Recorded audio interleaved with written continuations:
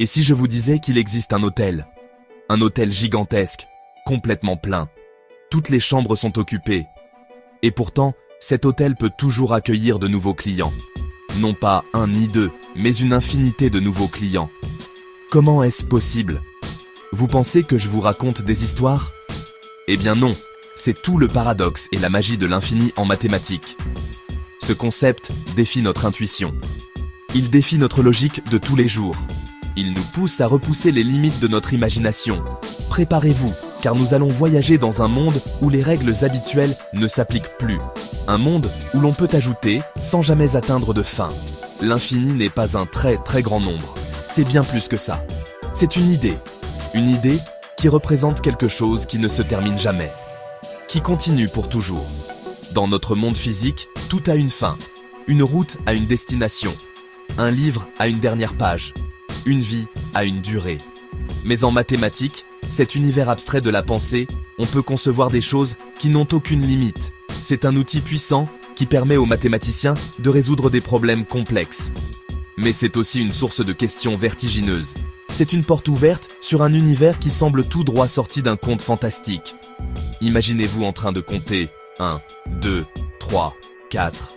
Vous pourriez continuer toute votre vie, et même si l'humanité entière se relayait pendant des milliards d'années, elle n'atteindrait jamais le dernier nombre, car il n'y en a pas. Cette simple suite de nombres que nous apprenons à l'école est notre premier contact avec l'infini. C'est une notion à la fois simple à imaginer, mais dont les conséquences sont absolument stupéfiantes. C'est comme regarder le ciel étoilé par une nuit claire.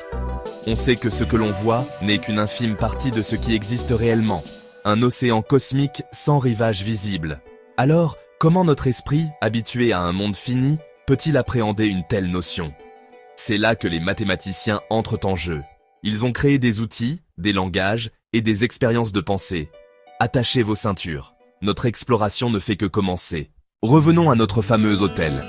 C'est une expérience de pensée imaginée par le grand mathématicien David Hilbert au début du XXe siècle pour illustrer les propriétés bizarres de l'infini. Imaginez donc cet hôtel avec une infinité de chambres, numérotées 1, 2, 3, 4 et ainsi de suite. L'hôtel est complet. Chaque chambre est occupée par un client. Un soir, un nouveau client arrive et demande une chambre. Le réceptionniste, excellent mathématicien, ne panique pas. Il utilise l'interphone et fait une annonce générale. Cher client, pourriez-vous s'il vous plaît vous déplacer dans la chambre dont le numéro est supérieur de 1 au vôtre? Le client de la chambre 1 va dans la 2. Celui de la 2 va dans la 3. Celui de la 3 va dans la 4. Et ainsi de suite, jusqu'à l'infini. Pour n'importe quelle chambre n, il existe une chambre n plus 1. La chambre numéro 1 est maintenant libre. Le nouveau client peut s'y installer confortablement. L'hôtel était plein et pourtant, on a pu y ajouter quelqu'un. Mais l'histoire ne s'arrête pas là. Le lendemain soir, ce n'est pas un client qui arrive, mais un bus. Un bus infiniment long, transportant une infinité de nouveaux passagers. C'est impossible, pensez-vous? Pas pour notre réceptionniste. Cher client, pourriez-vous s'il vous plaît vous déplacer dans la chambre dont le numéro est le double du vôtre? Le client de la chambre 1 va dans la 2. Celui de la 2 va dans la 4. Celui de la 3 va dans la 6. Et ainsi de suite. Tous les clients actuels se retrouvent maintenant dans les chambres avec un numéro pair. 2, 4, 6, 8. Cela signifie que toutes les chambres avec un numéro impair, 1, 3, 5, 7, sont désormais libres. Et combien y a-t-il de nombres impairs? Une infinité. On a donc libéré une infinité de chambres. Le réceptionniste peut alors assigner les nouveaux passagers du bus infini à ses chambres impaires. L'hôtel était plein, a accueilli une infinité de nouveaux clients, et il est maintenant toujours aussi plein.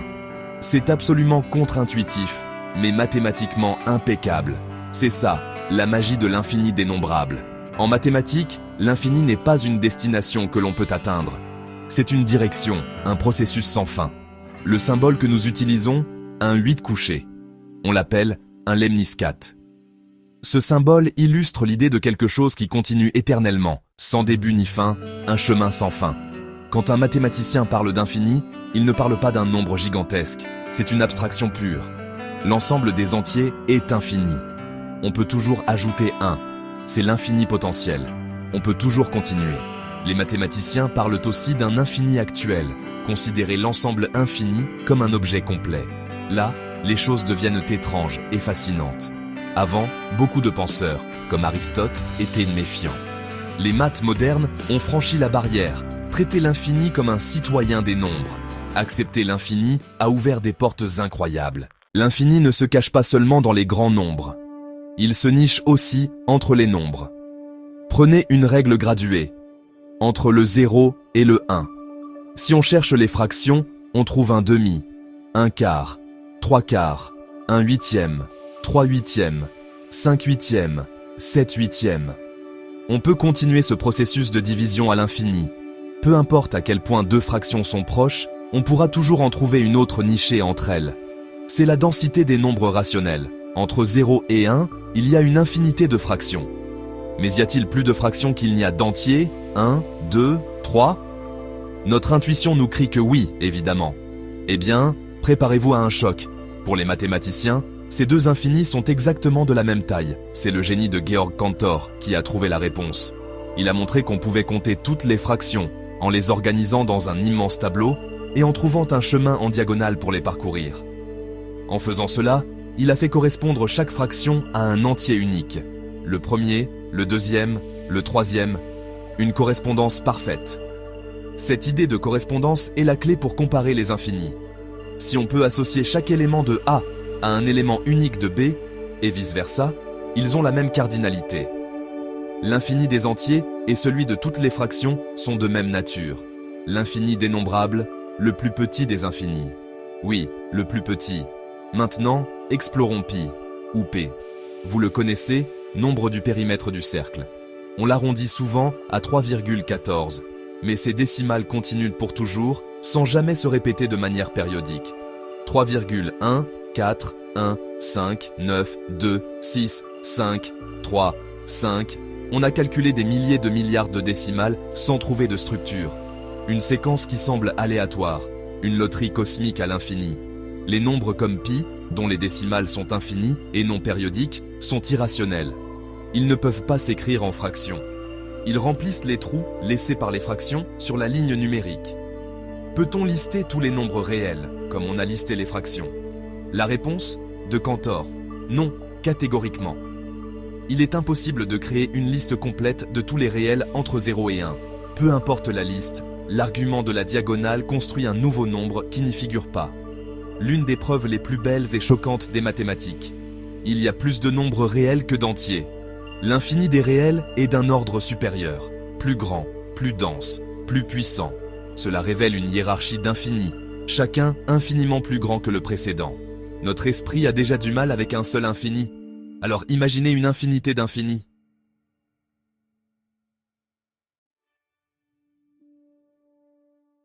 Comment un infini peut-il être plus grand qu'un autre? Après tout, infini, c'est infini, non? Pour comprendre, il faut abandonner l'intuition du comptage et adopter la correspondance de Cantor. Imaginez deux boîtes, on compare sans compter, en appariant un objet de chaque. L'infini des entiers est le premier échelon. On l'appelle Aleph 0. C'est la taille de tous les ensembles qu'on peut mettre en correspondance avec les entiers. Nombres pairs, fractions. C'est l'infini de l'hôtel de Hilbert. On peut imaginer tous ces éléments en file indienne. L'infini des nombres réels, la ligne numérique complète, est d'un tout autre calibre. Cantor a montré qu'il est impossible de le mettre en correspondance avec les entiers. Sa taille est strictement plus grande, la puissance du continu. Il y a une infinité non dénombrable de points sur un simple segment, un infini plus dense et riche.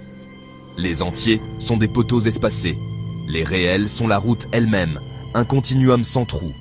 À partir de n'importe quel ensemble, on en construit un plus grand, l'ensemble de toutes ses parties. Le power set des entiers a la taille des réels. En recommençant, on obtient un nouvel infini, encore plus grand. Une tour infinie d'infini, chaque étage plus vaste que le précédent. Georg Cantor a osé traiter l'infini comme un objet mathématique, créant la théorie des ensembles et la hiérarchie des alephes. Il a affronté une hostilité féroce, subissant l'isolement et la dépression. Une histoire tragique d'un génie en avance sur son temps. Personne ne nous chassera du paradis que Cantor a créé pour nous. Mais l'infini a révélé des paradoxes, comme celui de Russell, forçant une reconstruction axiomatique plus rigoureuse. La logique mathématique moderne est née, clarifiant ce qu'est une preuve, une vérité. L'hypothèse du continu, indécidable avec nos axiomes. On peut la poser vraie ou fausse, et les deux donnent des mathématiques cohérentes. L'infini irrigue la physique. Univers fini ou infini? Renormalisation en quantique? Clé et cadenas de notre compréhension. L'infini n'est pas juste abstrait, c'est une fenêtre sur les limites de notre pensée. Et si l'univers est vraiment infini, existe-t-il quelque part une copie exacte de vous en train de lire cette phrase? Si cette vidéo vous a choqué et que vous avez appris des choses, abonnez-vous à la chaîne.